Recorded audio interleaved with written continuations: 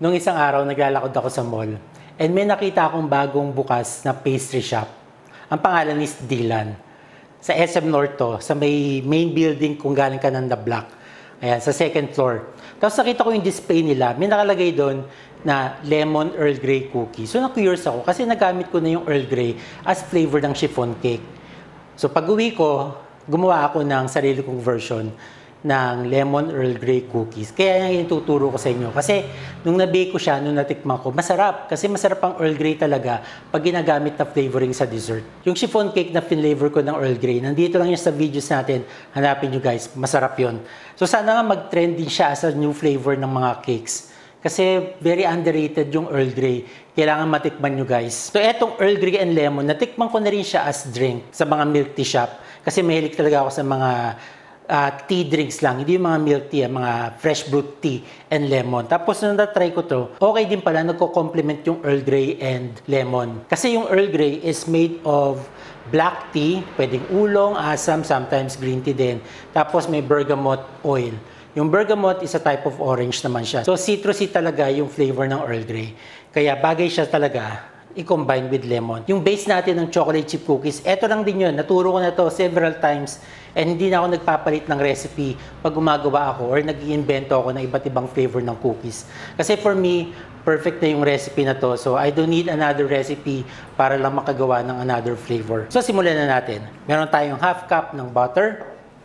Softened butter dapat guys ha. Then maglalagay tayo ng half cup ng brown sugar.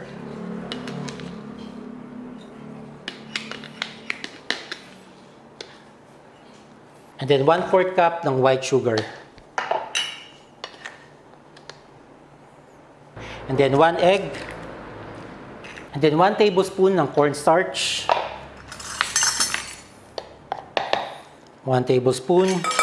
Half teaspoon ng baking soda. And then half cup ng all-purpose flour.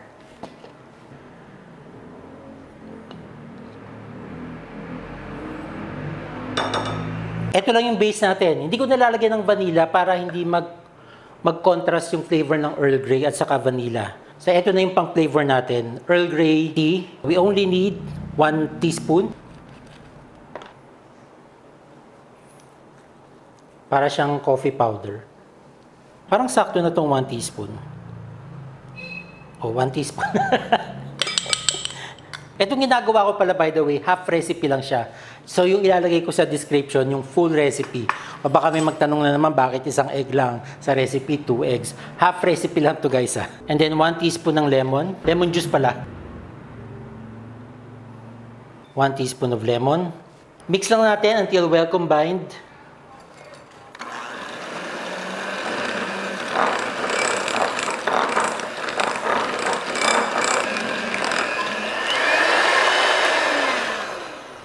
And then, syempre, chocolate chip cookie wouldn't be complete without chocolate chips. So, wala kasi akong chocolate chips, kaya dark chocolate na lang. Dark chocolate bars yung gagamitin natin. So, ito siguro mga 100 grams.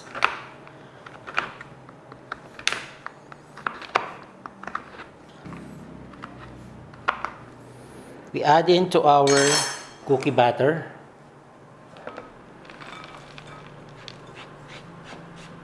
Then we mix.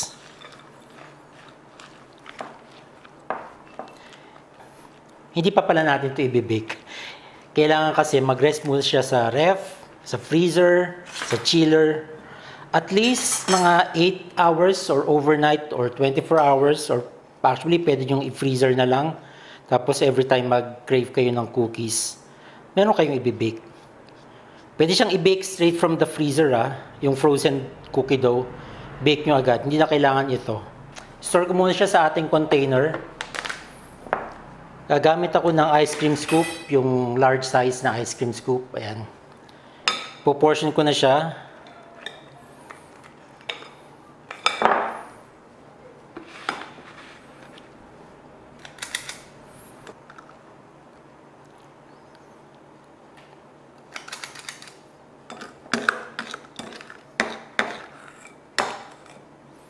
Yan, so nakagawa tayo ng 6 na cookies ng half recipe. Hindi muna natin to i-bake i-rest muna natin overnight para ma-hydrate yung flour, mas maging moist yung ating chocolate chip cookies, mas mag-marinate yung mga flavors niya, at saka iba talaga yung texture ng nire-rest yung cookies. Not all recipe naman kailangan i-rest, pero for this recipe, kailangan i-rest. Well, di natin i-bake ngayon kasi meron ako na-prepare na ginawa ko kahapon. So, meron pa ako natirang dalawa. This is chilled. So, i-bake natin. Yung oven, preheated at 200 degrees Celsius. And then, we bake this for 15 to 16 minutes. So, i-bake na natin at 200 degrees Celsius for 15 to 16 minutes.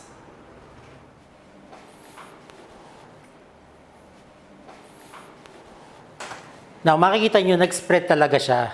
Itong recipe na to, mag-spread talaga. Kaya ginagamitan ko siya ng any round object para lang ma-reshape and maging somewhat perfectly round yung cookies natin.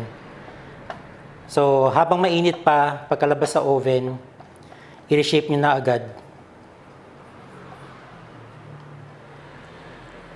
Para bumilog uli siya. So, dati binibake ko siya ng merong tart ring para perfect na paglabas ng oven. Ang problema lang, hindi na-achieve yung gantong crispy and yung parang burnt edges. So, ito na yung ating bake na lemon and Earl Grey chocolate chip cookies. Look at that, guys. Hindi na natin ito antayin lumamig. Meron na tayong nagawa kahapon. Ayan, nakapackaging na siya.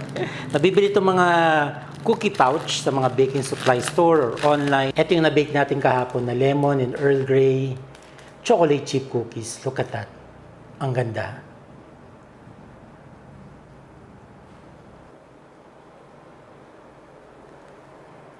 Manipis lang siya, pero perfect sa akin yung texture na to. Crispy on the outside, moist and chewy on the inside. Let's go, guys.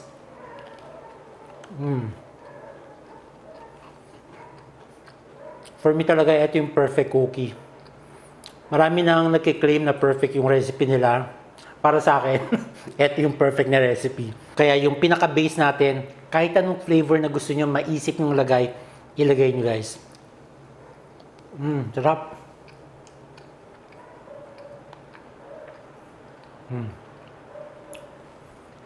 Hindi siya matamis. Saka hindi naman ako fan talaga ng milk chocolate. I always use dark chocolate pag mga cookies or any dessert na ginagawa ko in general. Dark chocolate talaga.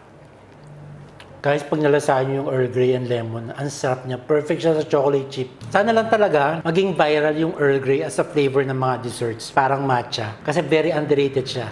Ang sarap niyang i-flavor sa mga desserts. Guys, itry yung itong recipe na to. Itong flavor ng lemon and Earl Grey chocolate chip cookie. And definitely magugustuhan nyo to. So yun lang guys, thank you for watching and see you on our next vlog. Bye-bye!